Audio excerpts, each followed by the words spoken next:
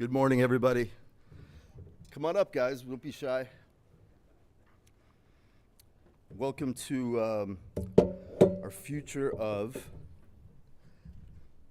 let's see here.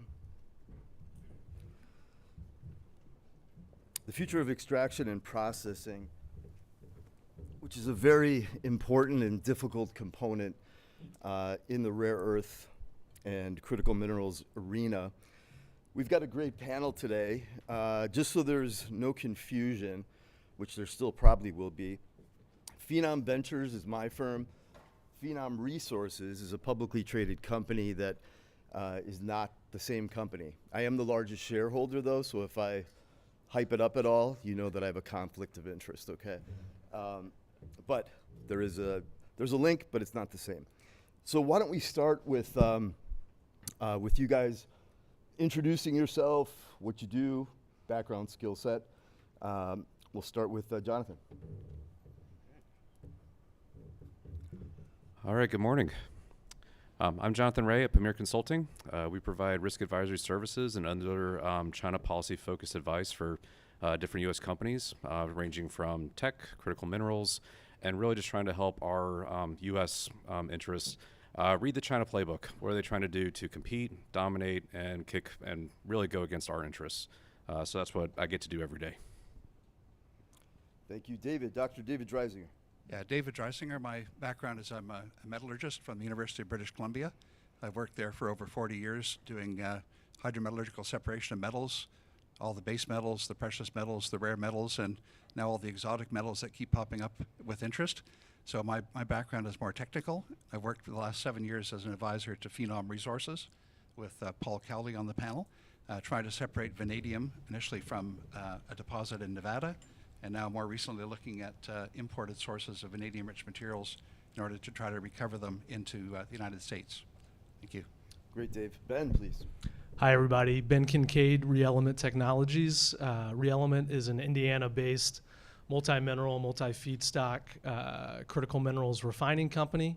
So separating and purifying in that last mile all the way to the high purities to deliver then onward to manufacturers that need that material. I lead our business in Africa. I also do a lot of work on our overall international growth strategy. And now that we're back in the DC area, do a good bit of government relations. Formerly in the Foreign Service for a number of years and spent a lot of that time in Africa. Pleasure to be with everybody. Thank you. Paul Cowley. Yeah, Paul Cowley, President and CEO of Phenom Resources. We're a Canadian explorer on the Venture Exchange, funded by the Toronto Venture Exchange. We're working in Nevada, though, exclusively. And we're Canadian and American professional engineers and geologists. We've all worked with major mining companies for a majority of our careers. Good, friendly group and very deep in the technical side. We've got over 450 years of industry experience. We're a specialist, among other things, in vanadium. We have interestingly enough, in a small junior like we are, we have elements of upstream, midstream, and downstream in the vanadium sector. We have a deposit. It's a large,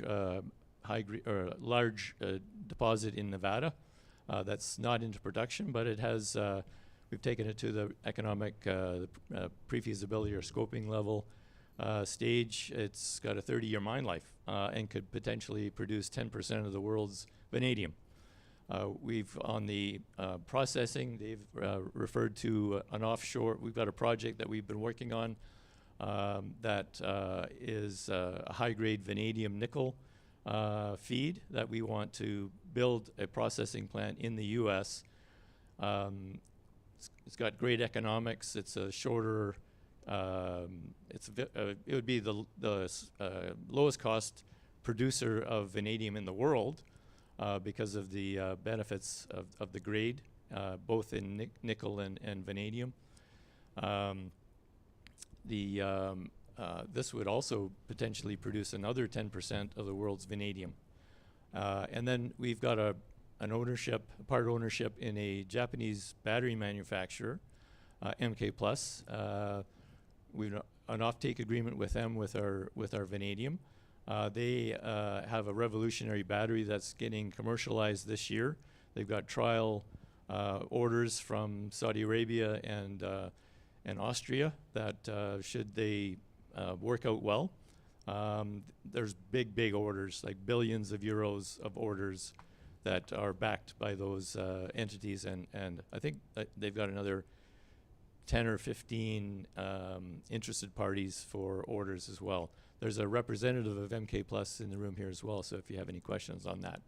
Sounds good, Paul. We'll keep it rolling. You'll get another chance to talk about it. But let's go back to ReElement. It looks like I see ReElement Africa.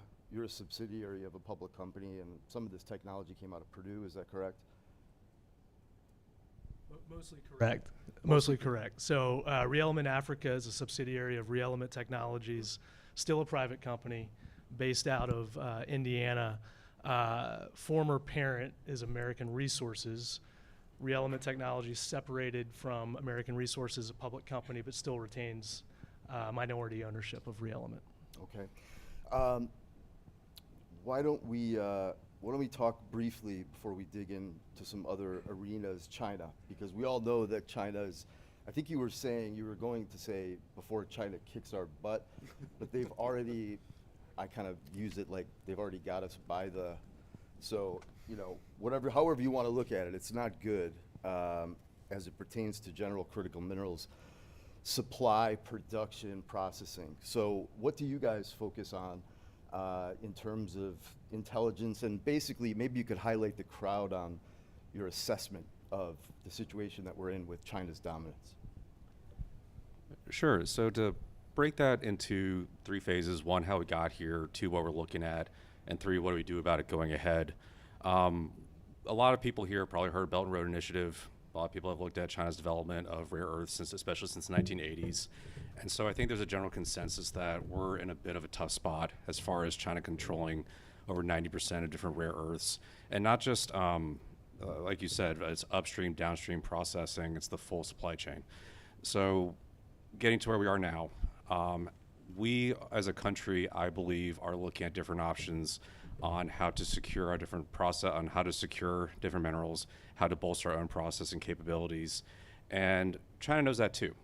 So as far as what we at Pamir look at, what I take great interest in, just by way of background in consulting, also spent 2 years on Capitol Hill, decided that was not for me. I wanted to get back closer to people, trying to actually build things and get things done. So what we do now is we try to help companies and help the government assess, all right, what is China doing? Because they get a vote in everything you do. You want to go into Africa, they're already there. Belt and Road is pretty well entrenched there. The different mining projects, the different processing stuff, it's like a Verizon bundle deal. They're not just giving you the mine and the processing, they're giving you the roads, they're investing in the ports, and they're building that political connectivity, which translates into influence that can be used against what we're trying to do. So if you think of it as a big game of chess, that is what we are doing now, is helping different groups within government and outside map out what's possible and what's achievable short and long term. So long term, China is not sitting idly, and they are investing in their own ideas on how they want to do rare earth and critical minerals. And so we're going through a lot of the policy documents, a lot of the different security connected think tanks, and looking at what they want to get. What are their strategic objectives? Because, spoiler alert, they don't want to give up this monopoly. When we see Apple trying to move iPhone production into India, well, China decides, you know what, we're not going to allow you to export some of those key processing and factory components. And we're going to see the same on rare earths, depending on what paths we go down. So assessment here is just, we are right now in the opening moves, I think, of a larger chess match. And our assessment is, like, there is a path to where we can get to self-sufficiency. And I really enjoyed the keynote earlier of, we don't have to solve the whole problem. If we can solve Department of War and really have some defined objectives of what we want, then I think that there's an avenue for us to get there. Thank you. Dr. Dreisinger, maybe you could spend a little time, feel free even to go deep for some of the more technical folks, but talk to us a bit about the extraction and processing challenges traditionally in this space, and what you see as maybe an innovative example or two these days of how those things could change and become easier for North Americans. Paul and Dave are Canadians, which I still consider, and the government actually does, domestic when it comes to investing in those companies in mind. So, Dave. Yeah, I think it's important to note. Push it up. There you go. Yeah, I think it's important to note that a lot of technologies that China initially was exploiting are actually Western technologies that they've adopted into their country. So a lot of the separations of rare earths, a lot of the rare earth chemistries and so on were developed outside of China, but they imported them into the country back in the 70s and 80s, and of course refined them and made them more and more efficient, and therefore reached a point of dominance with their raw material supply and their processing technology, where they put Mountain Pass in the U.S. out of business temporarily back in the early 2000s. So a lot of the technology roots that China has are Western roots that they've simply adopted and perfected. There's no reason that can't go both ways. But I think in the China case, what they've done is they built a business model upon the commodity, if you will, the rare earth material, that has translated into huge value for the Chinese economy. I remember visiting a plant in southern China, one of the ionic clay plants, where I think they produced about 10,000 tons of rare earth elements in all different forms. And the front of the plant was the raw material handling, and then there was the chemical digestion, and then there was the separation, and then there was the metallization of the rare earths to make rare earth metals, and then the alloying and magnet making, and then finally the fabrication. So out of the back of the shop, basically, or the back of the industrial complex, they were shipping motors to General Electric for wind turbines. So they built such huge manufacturing value upon the basis of their dominance in the rare earth industry. And of course, this happens across all different sectors. With China, they've dominated the raw material supply, perfected the technology to do it economically in China, and then built an industrial infrastructure and processing facilities to put those into all different products that we see coming back in electric vehicles or other aspects. But I want to say that the processes that we've developed 50, 80 years ago in the West are the foundation for a lot of what's happening in China. And I think one of the places where we can disrupt that is through new technology development. So if we can actually come up with better ways of doing things, not rely on cheap labor necessarily or that sort of thing, we may be able to kind of seize the initiative once again, I believe. So, great.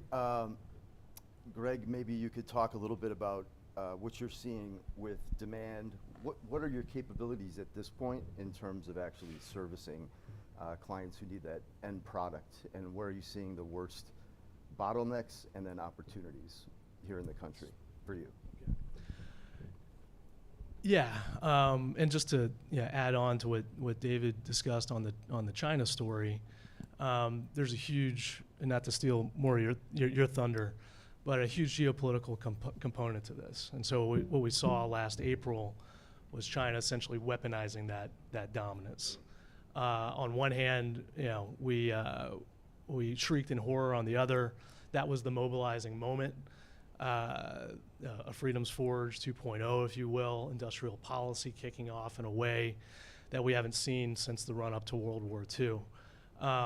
But the structural impediments to catch up to China, given everything that David just laid out, is immense. The good thing about America is that, and sometimes it takes getting our back way up against the wall before we respond, but we respond with the best of American innovation, the best of American partnership concepts, the best of American transparency, as Jake laid out. But that midstream processing portion of the critical minerals value chain is really the choke point. And China on the rare earth side, because it's the most stark example, is 90% on the lights and almost a pure monopoly on the heavies, heavy rare earths. And heavy rare earths are extraordinarily important for our exquisite defense applications, and they control the spigot on that. And so what that kicked off is industrial policy and a real concerted effort by the government to work with innovative companies like ours to go from startup to scale as quickly as possible. And to your question, specifically, we have an enormous amount of demand. So the demand is not the issue. We're working with most of the defense primes today that understand the situation very well and understand that they have to source outside of China. Now it's been made extraordinarily clear through this executive order and through DFARS compliance, which is going to come down the pike. So we are in our challenge is not connecting with partners that need our materials. It's getting more feedstock. Yep. It's working with, David and I were talking before the panel, with folks that sit before us on the front end of the critical minerals value chain, so we can get the form factor and the concentration material we need to run through our columns to spit out the high purity stuff. So putting this together is a huge puzzle, but feedstock, partnerships, demand side is I wouldn't say licked, but we have plenty of demand. We have to grow. So right now we're growing into a 400,000 square foot facility in Marion, Indiana, with columns in production coming online. First production line in 2 months, which will be at scale production of germanium and gallium, and then rare earths and some other materials to follow. So really, it's how do you get these companies that have innovation that can compete moving as quickly as possible? Good, thank you. I would ask in just a little bit further on that. It's Ben, sorry I called you the wrong name, but basically you mentioned gallium and germanium, which I think are extremely important, along with antimony, which those are the first three that China kicked off with banning exports. Not ironically, gallium particularly is necessitous in semiconductors. We cut them off from high-powered GPUs from NVIDIA, and they said, well, you're not even going to be able to make GPUs, so take that, which is a bit more of a powerful stance. And vanadium is a very important mineral that I think, highlighting that is going to be worth everybody's time. It has so many military and energy applications. But where are you sourcing gallium and germanium right now? Where are you getting it from? So I can speak generally to kind of where you look in the world to source, and we've got a couple of fantastic partnerships that are enabling us that haven't been publicly announced. But we've got some very, very expensive dirt piles sitting in our facility right now, which is pretty exciting. Generally, germanium and gallium is found as part of tailings that are associated with zinc mines. So part of the work that I'm doing in Africa right now is scouring the landscape with our partners to reach out to some of these mines, some of these tailings that have been sitting there for a long time. Maybe the mining operation has stopped operating, but that material may still be there. So we are looking the world over. We're very thankful that we've got partners that have been able to deliver feedstock that is from that essential sourcing, and bringing that in. There's some very interesting mineralogy that has gone past exploration right now, where we're finding gallium in situ in some ore bodies. There's one project in Africa in particular that's made a lot of progress. They just had a USTDA announcement to kind of move that towards production. So what we're seeing, I think, is a ex-China Cambrian explosion of mining, processing, refining, it's a bad dad joke, but to turn over all the rocks in a way that we haven't in a long, long time. Thank you. And Paul Cowley, so one of the reasons that I think maybe even digging into some of the innovation that you guys have done with the help of Dave on the processing side of vanadium and nickel is really important, because I don't think a lot of people really know about this critical mineral, but you've got everything from military armor, naval shipbuilding, military aircraft, next generation rocket technology, landing gear, jet engines, missile systems, rocket and space systems, firearms and weapons, military infrastructure. The case goes on and on and on. But if you look at those rocks that we're talking about, to get them actually out of the ground, from when you potentially discover an economic ore body on exploration, you're looking at a minimum, I think it's being nice to say 15 years, even if things are accelerated here domestically. But what Phenom Resources has done, which I think is very interesting, is essentially look for alternative sources of feed versus just pulling it out of the ground. So Paul, maybe you can talk a bit about the petroleum coke ash, and we'll go to Dave after that just to drill it home. But let's talk a little bit about your process, because it is extraction, metallurgically heavy in terms of what you've got to do there to get it. Certainly, I just want to step back a little bit too, also, in that when we looked at vanadium extraction around the world, it's a pretty, basically you have to go to a roaster. That's the traditional way. Roasting is not environmentally desirable. It's very expensive, very energy consuming. And so we approached it through Dave, innovative ways of extracting vanadium. So we've done that with without using a roaster at all. Just, I don't think you could get any roaster to be permitted in the U.S. ever again.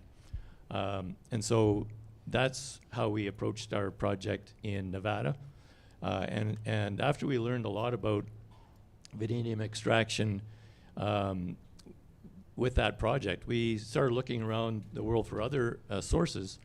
And we realized, yeah, that every source is a little bit different, and that's requires a different flow sheet. We've still kept away from the roaster approach, and we came across this one source. It's basically 10 times the grade of our Nevada project with sweetener in nickel. And we've actually just submitted an IP or a patent on that a couple of days ago. And so that's we've got a great team. Dave is leading it with about 5 other metallurgists in our group. And Dave could probably spend a little bit more time on some of the innovative approaches, but it's I think the idea to get away from the environmentally unappealing roaster approach is the new technology, and we're on the cutting edge of that right now.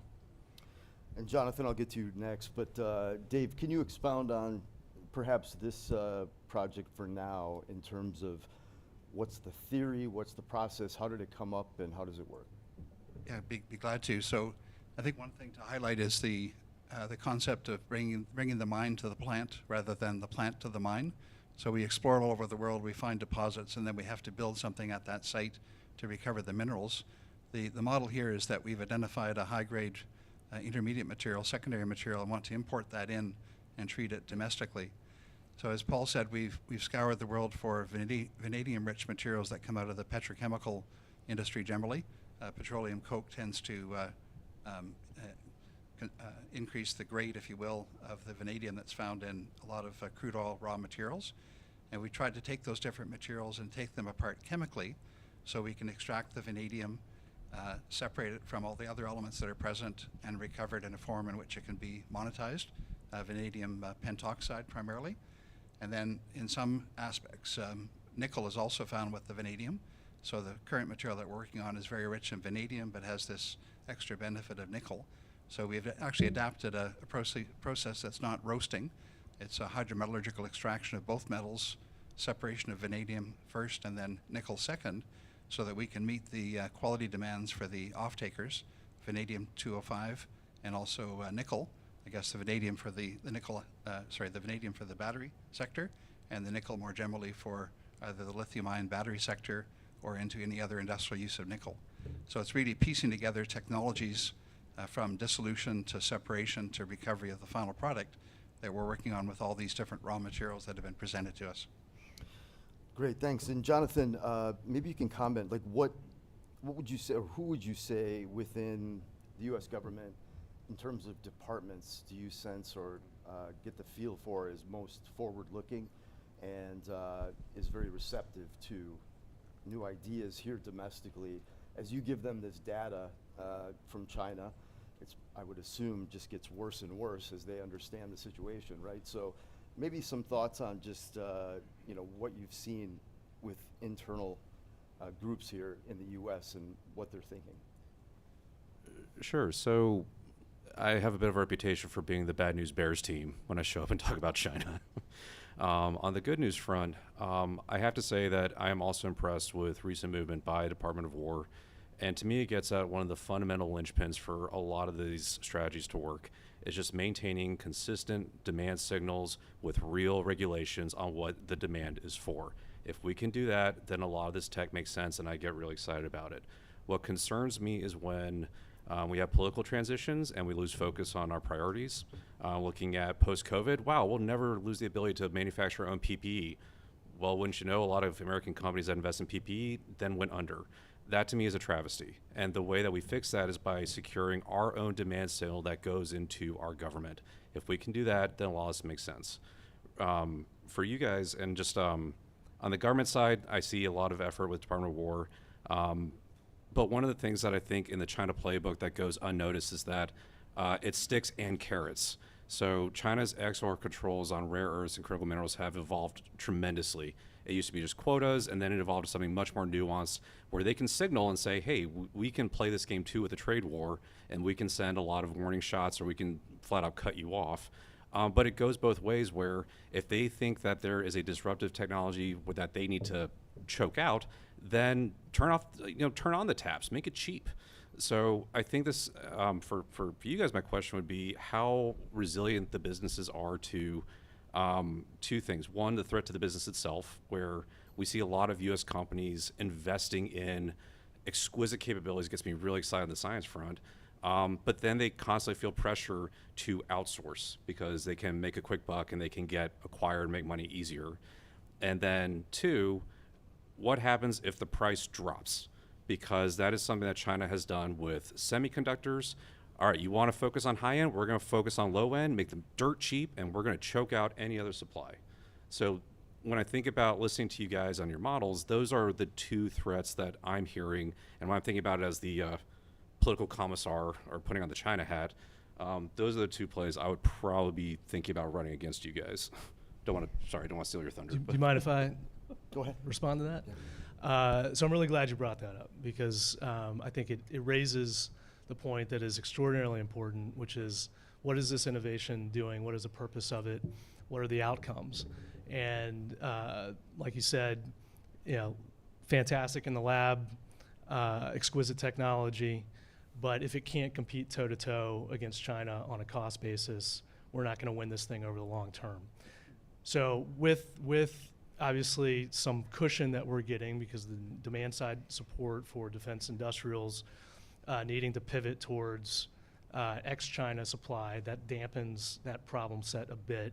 But for us, it's our partnerships, our technology, our mission is to push forward our innovation in a way that lowers the cost curve across everything that we're doing and all of the minerals that we're refining. And that's where we will happily accept a price floor, but we do not want to be dependent on a U.S. government price floor. We don't want to be dependent on subsidies that can be turned on or off depending on whoever is in charge. We have to continue to drive innovation so that we become the cost leader globally, not just in this ex-China world. And there's lots of reasons why we're excited about doing that, but about how that is coming into fruition. But one of them is some of these innovative technologies that don't require heavy chemical input, don't require the 2 to 3 years of permitting needed to put a massive wastewater treatment facility in place that China didn't have to go through, and they've got the infrastructure already built out and CapEx already sunk, and they've got cheapest in the world chemical inputs. You have to look at all of those different structural impediments to really being competitive, and that's what we loved about this Purdue technology that we've commercialized, and then the ability to toggle between minerals that we're refining because the commodity cycles will kill you. Our parent company came out of the coal industry, and they don't want to be part of something that's tied to a commodity cycle that's going to be up and down by definition. And so our ability to pivot, where we were working on lithium carbonate initially, prices went from 80 to 11. By the way, we were still able to get some margin there because of the tech, but it did not make sense to stay on that route because of the demand that was coming around rare earths. And so pivoting from lithium to rare earths, and then certainly germanium, gallium, it's $8,000 a kilogram right now, but will it be that case forever? No. So being versatile, being nimble, I think is, in addition to moving innovations forward that can really lower that cost curve is part of the answer to that. Thank you. And, you know, we've talked a little bit about, I heard the word self-sufficiency. I think for me as an investor in the whole landscape, it's about survival, really. It's not about winning this thing. It's about being able to function. And so that's the scenario. Because of the time lag, even with processing and extraction technologies that could cut the curve, whether you're taking secondary materials and processing those, just new ways of bringing costs down, this stuff just takes a lot of time. And so, Paul, maybe you could talk a bit about, because you know the other way to get around price issues to be profitable is focusing on minerals that have already exploded and they have such a buffer. You've got molybdenum, antimony, tungsten. I mean, there's tons of them. Germanium, gallium, you know, these are ones that can basically, you could focus on, they could come down by 50% and you can still make a lot of money. But Paul, can you talk to how complicated it is, but also potential optimism on some solutions in terms of sourcing feedstock and material from places around the world, and then, you know, getting this funded, by, you know, hopefully help from whether it's a loan, equity, grants, whatever, to de-risk these projects, to have incentive to put them in the U.S. And I think the end customer demand is not really an issue, but putting all these pieces in place, what have you encountered so far to basically have the potential, after you've gotten the patents, you've gotten the testing done, you have cost analysis, there's a feasibility study that needs to still happen with this processing of petroleum coke ash. But how realistic and how challenging has it been to get this done with all these different parties? Well, there's a lot that you asked there, but it's one of the initial questions was how do you deal with this, and from an exploration and mineral explorer standpoint, grade is king. So when we saw that our deposit in Nevada just isn't economic at these metal prices, we had to go for higher grade. And looking for faster, for the difficulty to raise capital, you're wanting to get a sweet spot in terms of the CapEx. A smaller plant, like a 400 ton a day plant versus a 10,000 ton a day plant, it's going to be like 100 million. That's a sweet spot for financiers. And having the grade, having the technology, you need to work from both sides, your costs, bring your costs down with good technology. And you know, in this particular project that we're working through, we would want to put the plant in the U.S. in an industrial site so that you're not dealing with you know, serious permitting issues. You still will have to, but in an industrial site, say on the Gulf Coast. And we're also looking at trying to sell the end product to the cement industry, for example, so that we wouldn't have to deal with waste material. So you're just extracting, you know, bringing in the material, extracting with good technology, and selling those products to vendors, and then reducing the waste product as well. So there's sort of a full stream kind of aspect. But yeah, permitting has always been a problem in the U.S. It's very lengthy, right from exploration through to this kind of an opportunity. I'd have to say that you know, just from an exploration standpoint, we're dealing with a Forest Service which is it's taking way too long for permits. There's been a moratorium on exploration in Forest Service jurisdiction. That's getting, from what I understand from Chief Schultz with the Forest Service, that there's reform happening there, which is good. We're going to see more exploration in Forest Service in a very careful way, as explorers do nowadays. So permitting is improving. It's a hard one to turn the ship around, especially with the bureaucracy that's below the decision makers. But I think that there's some optimism there. Great. Just two more questions, and then we'll open it up for Q&A. Dave, maybe you could talk to, I know you're an advisor to different corporations and also run Atlas, and you're also a professor, but with any particular minerals, are there any promising, whether it's manganese or it's not necessarily vanadium, but anything else that you're seeing any sort of a new process for extraction that metallurgically is looking promising that was not here, say, 5, 10 years ago? And what are your biggest concerns in terms of if there are particular minerals that are very difficult, going to be the toughest for us to source?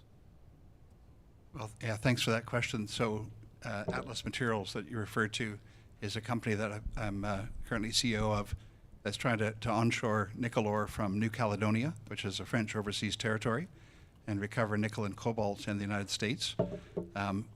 These ores are also rich in magnesium, so we've actually developed a technology that recovers nickel and cobalt for the nickel and cobalt battery sector, if you will, and also magnesium as a metal product. So if you look across the magnesium, nickel, and cobalt landscape, you see 95% of the world's magnesium metal now comes out of China. There was a plant operating in Utah, U.S. Magnesium. It was shut down in 2021. Dave, just to be clear, you're talking about manganese, No, right? magnesium. Magnesium, okay. Yeah, magnesium, yeah. Yeah, the M's often get confused on the periodic table. But magnesium is 95% dominated by China, and they control the price, right? It's a low price. I was in China about 3 months ago at a magnesium conference there, doubling their capacity. They already make 95% of the world's magnesium. They're doubling their capacity. They're using it for lightweighting of electric vehicles, electric scooters and mobility aids and that sort of thing. And of course, all different robotic and drone technologies as well relies on magnesium supply. They control 95%. So how does a company in the United States that wants to use magnesium get it? Well, they have to commit to a China supply chain.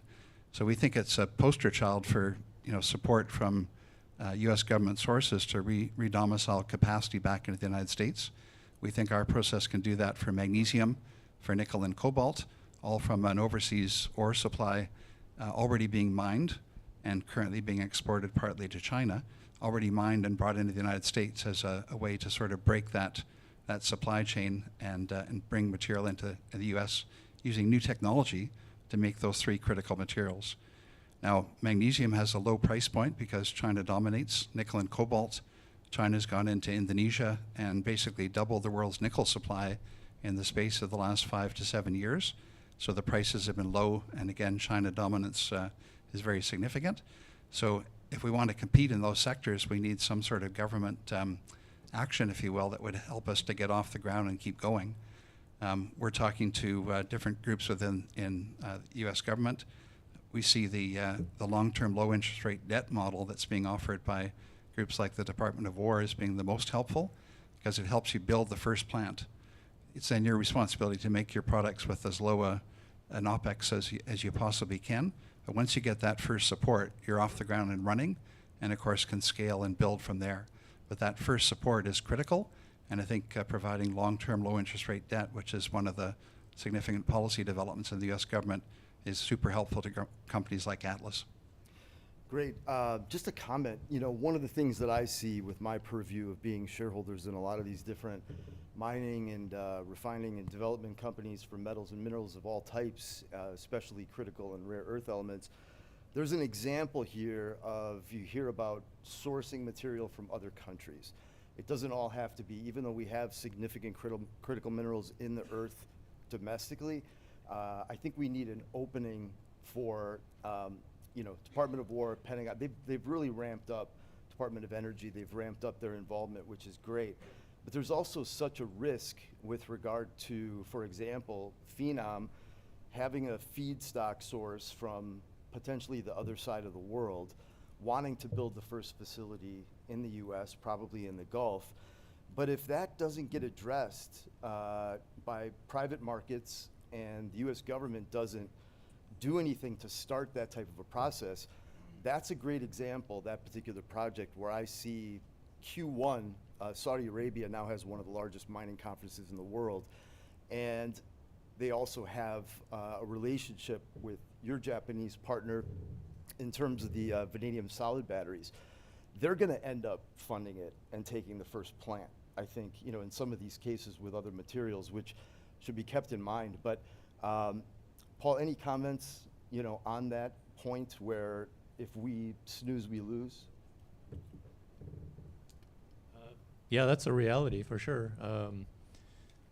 We're on that tipping point right now to look for that first injection of capital to get ourselves going, and we're looking for various sources. It would be, I think, a combination of private and public would be a good combination.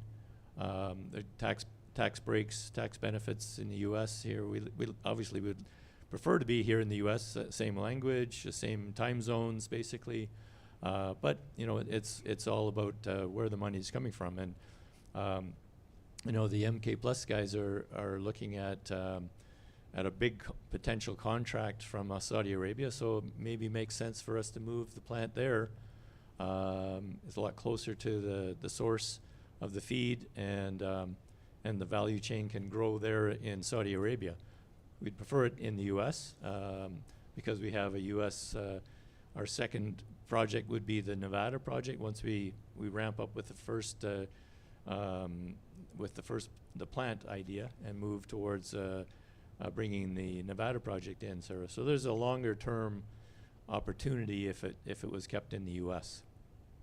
Great. One last question, and then we can do final thoughts and Q&A. But Dave, I just wanted to curiously ask, students, education, specialties, metallurgists, engineers, even geologists, it's a huge problem.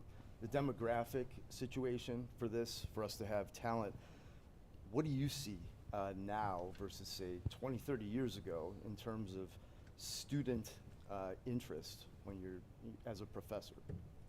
Yeah, we're seeing in Canada, we never lost the mining departments or metallurgy departments from our universities like has largely happened in the U.S., but we're seeing a resurgence of interest. You know, the sector provides you know, very lucrative employment for people that want to work in the sector. A lot of challenges around critical materials. Every day we're hearing about critical materials in the news, so people realize the importance of minerals and recovering them. So we're seeing quite a resurgence at the University of British Columbia of interest in the geology, the resource extraction, the processing, and also the use of those materials to go into final products that enter our consumer lives. So I think there's a real renaissance in that area. Always more support needed. We have a lot of company support at the university, which aids us in providing kind of going through the ups and downs of the commodity cycles, if you will, to fund our research and our student training and that sort of thing.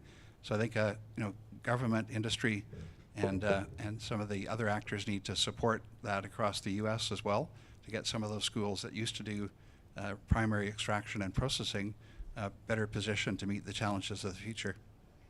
Great. We've got about 8 minutes left, 7 minutes. Q&A, anybody? Want to come up to the microphone here and just form a little line and fire away?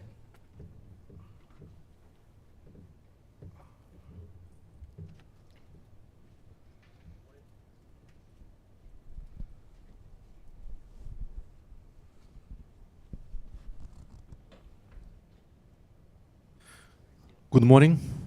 Volodymyr Berezhny, founder of K66, based in Texas. Here's the questions panel. Assume you are a demand-led light magnet company that does not yet intend to become a vertical integrated mining conglomerate. Which processing capabilities must you control directly to protect quality, traceability, and economics, and which capabilities are better assessed through strategic partners? Thank you. Anyone want to take that? Anyone understand that? Do you want to repeat the last part of the question, please? Yeah, so basically, if you are building magnet-focused company, right, which partners you take or which stages you would do yourself, right? because you don't want to become huge conglomerate, Right. taking all the supply chains. Something you outsource and build partners. Something you do yourself. So that's the question. Pretty simple. David, yeah, what do you bring partners in for, and what do you do yourself? Well, certainly the challenges of rare earth supply, if you want to make magnets, are the critical issue. So you really have to have an upstream partner that would provide your raw material. You know, I've been a part of a rare earth development in Canada that started in 2009. We're still trying to build the mine and build the processing facility that would treat that material. It's 15 plus years later. I think you mentioned 15 years in your opening comments. So it takes a long time to get that supply. So I think you need to identify suppliers, and then probably in the magnet space, there's a lot of technology risk in terms of all the different developments in the technology area. You know, what rare earths are going to be the most important? How are you going to control the high temperature properties of magnets and all those sorts of things? So you need to have both a raw material supply issue addressed, and then protect whatever tech you have to make the types of magnets that you're dealing with. Those Great. are my quick thoughts. Sounds good. Thanks for that question. Next. So I just have, whoops.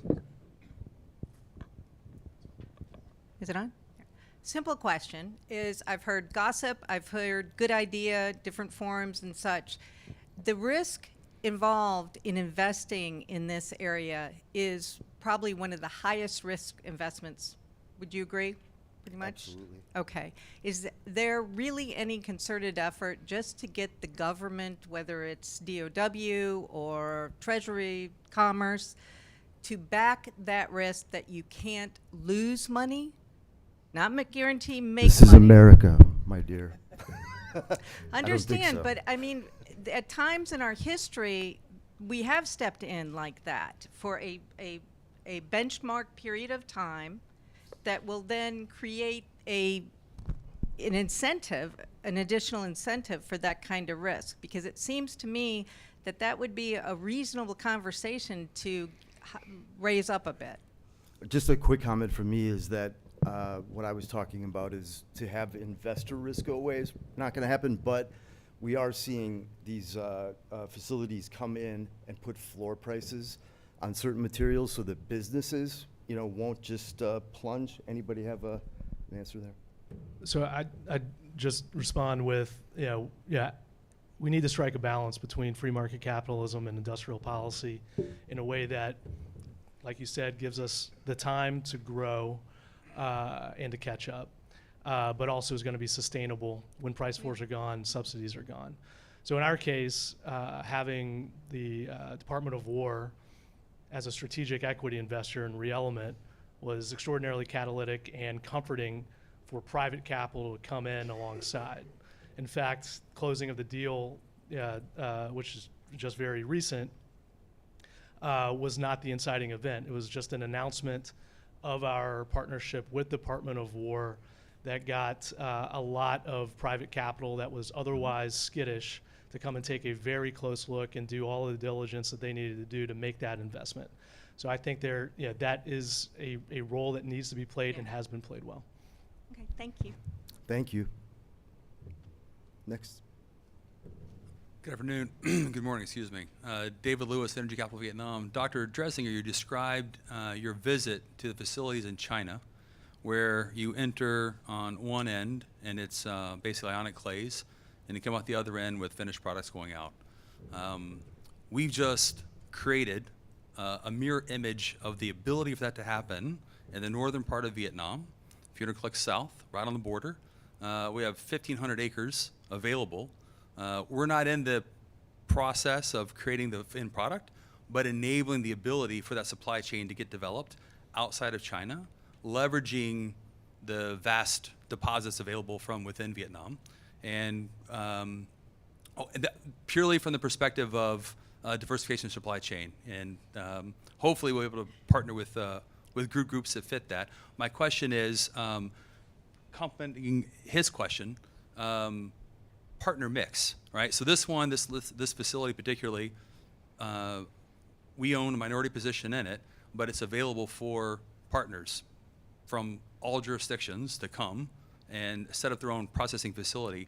So what kind of blend do you see that is a good mix for something like that between corporates or private capital that, enjoys overseas investment or emerging market investment, not U.S. focus only. Just curious on what you've seen from your experience that's the right kind of blend for that. Thank you. Yeah, so my background is more technical than commercial in that regard, but certainly my experience in Vietnam with the Masan company on the Nui Phao polymetallic deposit in Vietnam. They're producing bismuth, tungsten, copper, gold, and fluorite for making fluoride-based chemicals. What seemed to me most important to get that project off the ground was to have a Vietnamese conglomerate as the chief backer of that. That provided the contact to the government, that provided all the regulatory pathways that were needed to be done. And there's a lot of great young talent in Vietnam. Part of my role at the plant in Vietnam was to train young engineers. So I went in to help them with their tungsten plant, with their bismuth plant, trying to understand what they were doing, improve what was doing, and also provide basic training. So I think having a Vietnamese partner is probably key. And then developing the overseas markets for the products and people that want offtake, I think, is probably the other part of that. What are you going to produce and how much are you going to make and in what form, and make sure that there's a tie-up of that. But Vietnam has always been known as very prospective for rare earths. They've had a small plant operating there, which other Western companies were looking at using for separation at one point. But it's a great story. Maybe talk more afterwards. Thank you. Thanks for the question. Next. Jeff Atkins. Just really want to make a bit of a point rather than a question. I think there's a lot of doom and gloom about the Chinese role in processing and their dominance in processing, and we're forgetting the fact that it's a legacy business. Like, their industry is built around a technology which is 50, 60 years old. The entire supply chain is built around that technology, and that's ripe for innovation. They can't retrofit their plants. So when we look at extraction and processing, there's a lot of opportunities. You've got ReElement and ReTech looking at chromatography. You've got UCOR looking at Rapid SX. You've got protein strains. You've got biologicals. There's a lot of opportunities here. And it's something which we actually have the opportunity of taking advantage of, which actually the Chinese industries don't. So we shouldn't think too much about the doom and gloom of it all. Second point, which I'd just like to make about floor pricing. We don't need government to set floor prices. Industry is perfectly capable of negotiating floor prices direct business to business. I did it 3 years ago, 4 years ago. ReElement have done it. We don't need to rely on governments for that. Let's, from a company perspective, let's take responsibility for our own economics. Good point. Thank you. Guess we could take a couple. Brett quick Hevelin. ones. Hey, Brett. My background is refractories and extraction. One question, is roasting hurt by the lack of all the expertise in refractories that disappeared from the labs of the big companies? Number two, the rare earths. China still gets the finished price in the rare earths, so if they buy them at low prices, it doesn't matter. They're still going to make the money, and sooner or later we're going to have to get the finished product, so we get the money in between so we can pay the producers. And thirdly, we have to realize that there's different types of rare earths. Some we can get the rare earths out of easily. Some are very difficult. And the Chinese have the easy ones right now. Thank you. Next, we just have probably another minute or so, so if you could just I'll keep be this poignant. really short. This is a naive question on purpose. So the 95% of rare earth processing that's done in China, just wondering if we do a poly market on the panel real quick. How much, percentage-wise, are we going to be able to reshore or ally reshore? How long and what's it going to take? That's a big question. Yeah. And we probably need a lot more time to go through that, and a lot of that is going to be a shot in the dark. I think part of what we didn't address on the panel, but is definitely part of the future of extraction and processing is understanding what base materials, alternative feedstocks, we can cost effectively separate and purify into the constituent elements that are needed. I'm thinking coal refuse, recycled materials, magnet waste. A lot of that magnet waste still goes out as industrial scrap sold to China. Getting our arms around all of that we can. I think the defense industrial base is going to tether to what's in government stockpile probably pretty soon, and positioning ourselves as the industry to ingest that to make a real dent. And the last thing I'll say, what needs to be part of the strategy with the right technologies, and something we're pursuing is a big part of my job, is going out to partner countries, allied nations that have resources but are tired of the extract to export model that China has imposed on them for a long time. And so if you can go and do technology transfer and help them step up the value ladder to get to oxides, and then move that compliant with DFARS downstream into our defense industrial base, I think we can move quite quickly and we can win some allies back from the Chinese. Great, we're 5 minutes over. Sorry, guys, you'll have to ask on the side. Let's hear it for our panelists.